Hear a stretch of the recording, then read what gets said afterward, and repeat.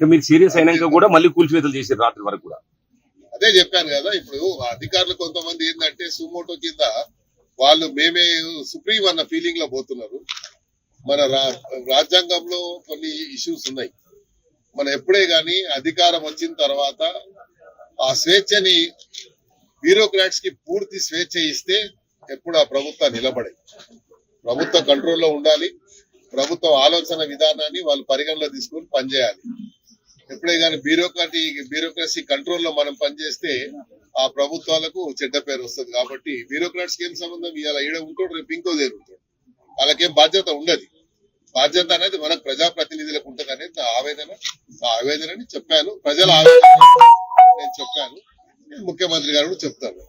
ఇలా వ్యక్తిగతంగా నాకు ఏం లేదు, నా ఇల్లు ఏం పోలేదు, లేకుంటే నా ఇల్లు ఏమైనా కబ్జా అంటే నన్ను కొట్టుమని చెప్తున్నాడు, నాకేం ప్రాబ్లం లేదు. కానీ పేద ప్రజల జోలికి పోదు, వాళ్ళ జోలికి పోదు అనేది మా ఆవేదన. ప్రజల పక్షాన్ని నిలబడే వ్యక్తిగా తప్పకుండా నిలబడతారు. అంటే అధికార పార్టీలో ఉండి హైడ్రా కూల్చివేతల విషయంలో కూడా మీరు వ్యతిరేకించారు. ఇప్పుడు ఆపరేషన్ రూపు విషయంలో అనగోయాను. కూల్చివేతలు ఎందుకు అంటున్నావు? ప్రజలకు ఇబ్బంది కలిగిన దాని మీద నేను అంటున్నాను. కూల్చివేతలకు హైడ్రా మంచిది కాదని ఇప్పుడు చెప్పాను.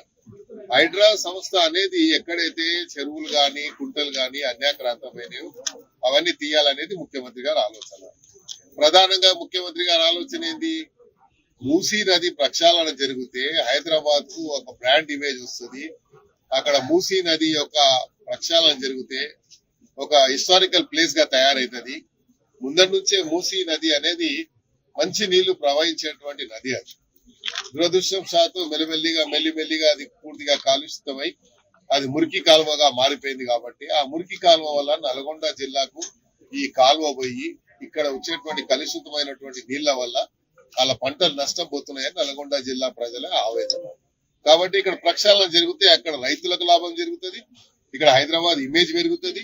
ఇక్కడ మూసీ యొక్క ప్రక్షాళన జరగాలని అప్పుడు కేసీఆర్ గారు నిర్ణయించారు. కాబట్టి మూసీ ప్రక్షాళన జరగాలి, బఫర్ జోన్ లో ఉన్న వాళ్ళందరూ కూడా ఎన్నికి పోవాలి అని చెప్పారు.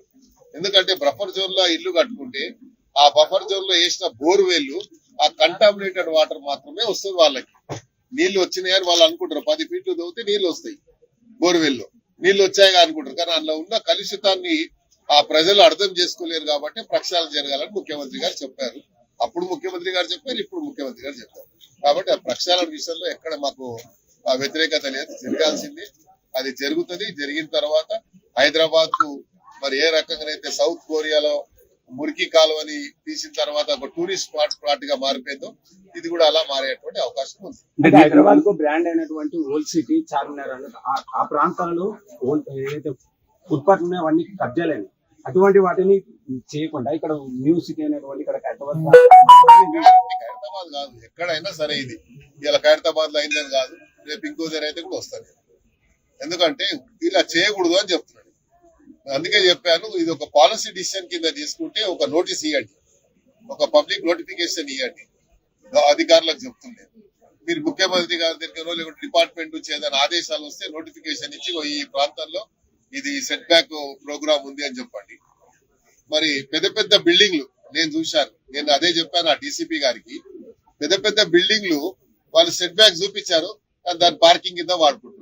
ఆ సెట్ బ్యాక్ ఇచ్చిన తర్వాత ఏదైతే ప్యాసేజ్ వదులుతారో అది పెడెస్ట్రియన్స్ వాడడానికి మరి నడిచే వాళ్లకు దారి. అది మరి అదే ఎక్కడ పెట్టిన దాన్ని ఎక్కడ కూడా కొలగొడతలేరు. నేను రోడ్ నంబర్ 46 మొత్తం అదే ఉంది. రోడ్ల మీదే వదిలో మాత్రం సెట్ బ్యాక్ వదిలారు. ఆ సెట్ బ్యాక్ మొత్తం మేము వాళ్ళ పార్కింగ్ కింద వాడుకుంటారు. నడిచేవాడు ఎలా నడవాడి, అక్కడ ఎవరు చూస్తలేడు. బంజారా రోడ్ నెంబర్ 1 లో కానీ 2 లో కానీ అక్కడ మెయిన్ రోడ్ మీద ఉన్నాయి. బస్తీలో ఏం పని అంటుండే. కాబట్టి బస్తీల జోలికి రాకండి దయచేసి నా కోరిక.